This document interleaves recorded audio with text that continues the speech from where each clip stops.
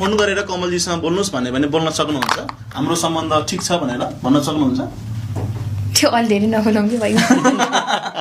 कमलजीले पनि त्यही भन्नुभएको अस्ति एउटा अन्तर्वार्तामा, के छ अन्जुसँग दर्शकहरूले यति रुचाउनु भयो, गीतहरू पनि यति धेरै हिट भयो, हिट भए पछाडि फेरि अलिकति खोजिने चलन छ क्या हाम्रो क्षेत्रमा चाहिँ, तपाईँसँग यस्तो सहकार्य भएको थियो, आज किन भएन, किन ग्याप रह्यो, के भयो, सम्बन्ध दरार आयो भनेर सोद्धाखेरि म बोल्नै चाहन्न, यो प्रश्न नगर्नु भन्नेको कारणले गर्दाखेरि कुनै समय त्यति चर्चामा रहेको जोडीले आज फेरि यस्तो भन्दाखेरि चाहिँ के भएछ भन्ने धेरैको मानसपटलमा उत्पिएको यो प्रश्न उठेको थियो।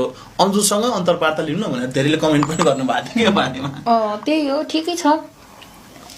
अब उहाँ आफ्नो कार्यक्रममा व्यस्त छन्, म आफ्नै कार्यक्रममा व्यस्त छु, आफ्नो काम गरिरहेको छौँ, जे होस् खुसी लाग्छ। अब आफूभन्दा अगाडि आएको कलाकार, अब त्यत्रो दुःख गरेर यहाँ अगाडि बढेको कलाकारलाई हामीले त्यस्तो नराम्रो यताउता गऱ्यो भन्न पनि मिल्दैन। ठिकै छ, मलाई साथ दिनुभएको थियो।